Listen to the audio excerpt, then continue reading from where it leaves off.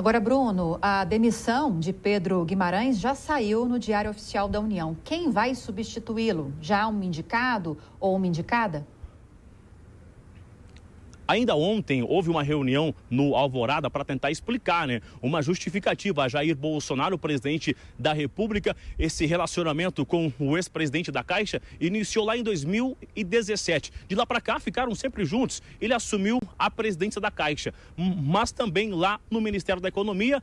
A Daniela Marques chega em 2019 e começa a ganhar a confiança do Alvorada e do Planalto. Ela que já tem uma experiência de 20 anos no mercado financeiro, uma mulher de 42 anos de idade, que sempre esteve ali ativa no meio do mercado. E aí ela sempre se reunia com Jair Bolsonaro, o presidente, mesmo na ausência do ministro da Economia. Inclusive, essa ampla discussão em relação a essa redução do ICMS, ela esteve ativamente. E ontem, uma forma de uma resposta, até por conta de um ano eleitoral, se viu o nome da Daniela Marques, o nome de uma mulher, a fim de rebater também esses assédios, repudiar essa ação. Então, já saiu no Diário Oficial, em edição extra, exoneração de Guimarães.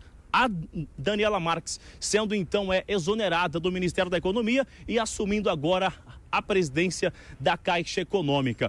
Em dias anteriores, ela esteve aqui na Jovem Pan News, conversou com a nossa equipe e chegou a falar sobre a visão de governo, sobre o governo não interferir na vida das pessoas. Nós vamos relembrar essa entrevista aqui na Jovem Pan.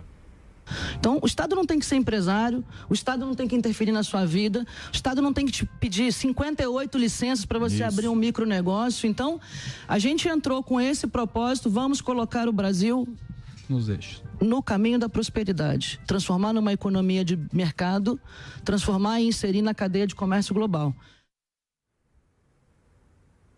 Hoje ainda, antes de ser divulgado essa exoneração, em edição extra, uma nota do ex-presidente, ele chegou a falar que essas acusações, ele não conseguiu se defender em momento algum e que isso acabou afetando os filhos, o seu relacionamento, a sua esposa, e relembrou essas ações à frente da Caixa Econômica. A gente lembra aí esse auxílio de R$400, inclusive sobre as chuvas no Rio de Janeiro, sobre a liberação do saque do FGTS, aniversário, e em todo instante, ao lado de Jair Bolsonaro, ele estava sempre uniformizado, usando o uniforme aqui realmente representando a Caixa Econômica. E de repente, essa informação, ele no centro de um escândalo que a partir de agora será investigado minuciosamente, e a gente continua de olho em toda essa história, viu, Lívia?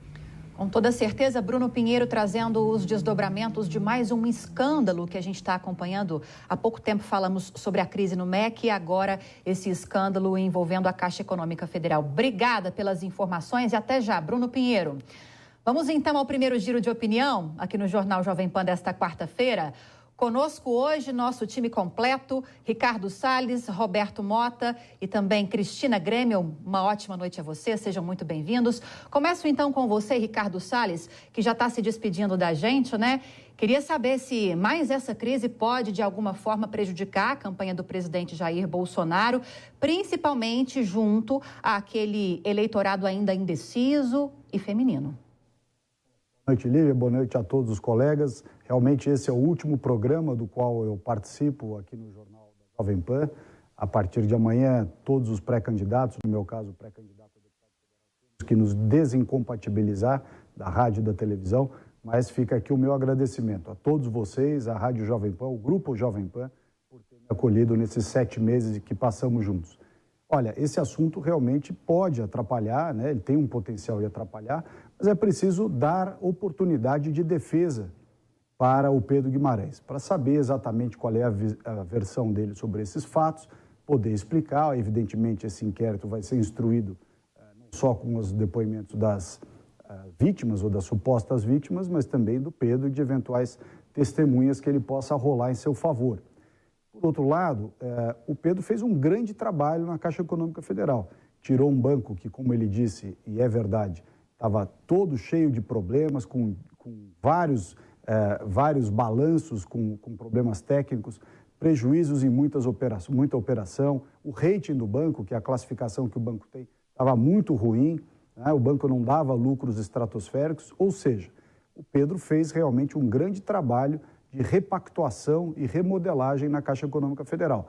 Então, esse trabalho não pode ser esquecido nem desconsiderado. Foi um grande trabalho. Agora, este problema que foi levantado é grave, precisa ser investigado e chegar a uma conclusão através das autoridades que já estão envolvidas nisso. O presidente Bolsonaro agiu rápido, colocou a Daniela Marques, que é extremamente competente, uma pessoa da absoluta confiança do presidente e do Paulo Guedes, que vinha fazendo um trabalho excepcional na secretaria e agora vai continuar o bom trabalho que já tinha na Caixa Econômica Federal e certamente esse assunto vai deixar de ser. Mas que, de fato, atrapalha e tira, digamos assim, o foco daquilo que é importante, num primeiro momento tira, sim.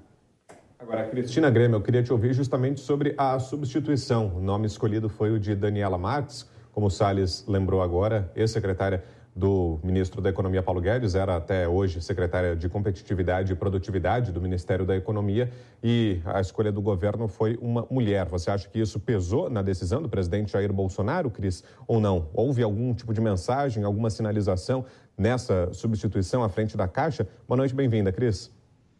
Obrigada, Thiago. Boa noite, você, Lívia, Só Roberto, vou te corrigir, Cris, é o Vitor aqui. O Thiago foi de manhã. Desejo sucesso, mas... Tá me ouvindo? Estou te ouvindo, Cris. Estava só te avisando que o Thiago foi de manhã. Agora é o Vitor aqui. Ah, te chamei de Thiago, desculpe, Vitor. Imagina, eu tô desde cedo aqui, a gente confunde mesmo. Então, boa noite, Vitor e todos os colegas aqui. Estava dando o recado para o Salles, que vai fazer falta aqui na bancada, mas a gente deseja sucesso aí na disputa, na corrida eleitoral. Olha, eu não vi como uma tentativa de conquistar eleitorado feminino, não, viu, Vitor? Não vi que o nome da Daniela tenha sido indicado por ser mulher. E espero que não tenha sido. As pessoas não precisam ser escolhidas por causa de sexo, né? Por causa de gênero, de orientação sexual, o que quer que seja, e sim por sua competência. E parece que é por isso, sim. Parece que ela era... já um braço direito de Paulo Guedes na equipe desde a época da transição do governo e que já antes também com um histórico formidável no mercado financeiro, na área aí toda de economia, ela vem com muito conhecimento técnico num momento em que a Caixa Econômica Federal está bombando. Realmente o Salles trouxe alguns números, alguns resultados obtidos aí na Caixa, mas a gente tem acompanhado ao longo de todo o governo Bolsonaro e é impressionante o que foi feito na Caixa Econômica Federal na gestão do atual presidente, agora ex-presidente, saindo nessa situação complicada. Em relação à denúncia, precisa ser investigada, obviamente. Agora, tem uma estranheza em relação ao timing, parece que essa denúncia é de dezembro. Por que ela vem à tona agora? E por que ela vem à tona agora quando a gente está justamente às portas do início da campanha eleitoral?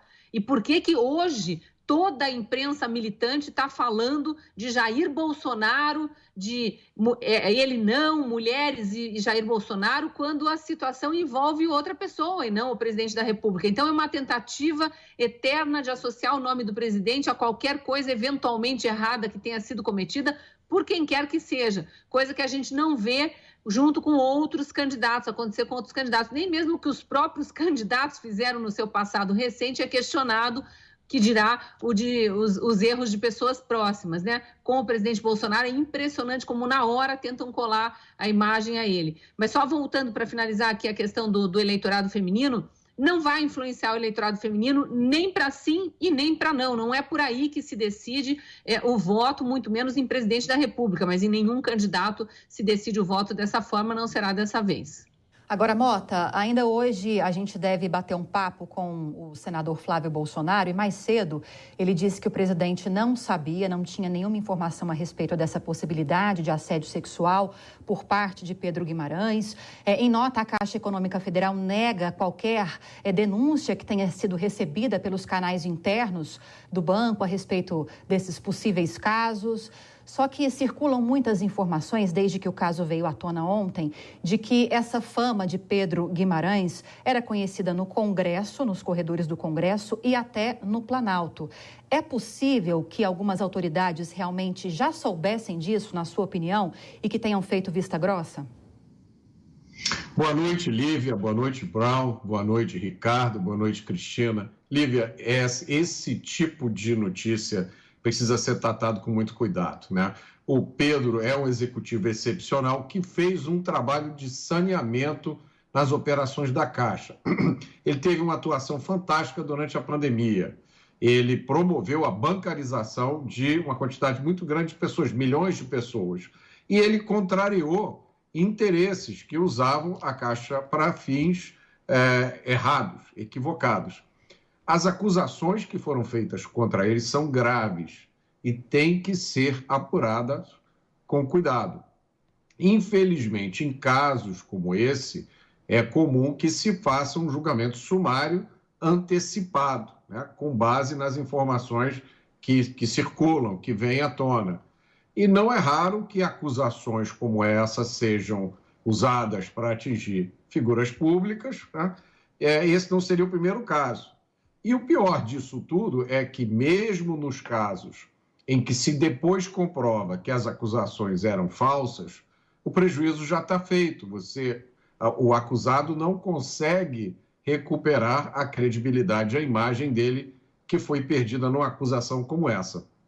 Por outro lado, é óbvio que se as acusações forem verdadeiras, você tem também o enorme drama das vítimas, que não conseguem falar, né? Isso explica, às vezes, por que essas vítimas demoram muito tempo para falar, que elas têm que vencer obstáculos, é uma situação de diferença de poder. Agora, não há dúvida que o timing dessa denúncia, né, o momento escolhido para fazê-la, é extremamente suspeito. E aí não vai nenhum julgamento sobre a veracidade das denúncias, né? É óbvio que as figuras de sempre estão pulando em cima da oportunidade de usar isso contra o presidente Bolsonaro. Ora, se isso for verdade, se essas acusações foram verdadeiras, trata-se de um erro pessoal, de um indivíduo que não se transfere para outras pessoas, muito menos para o presidente da República, né? Por isso, acho que o Pedro Guimarães fez a coisa certa ao sair.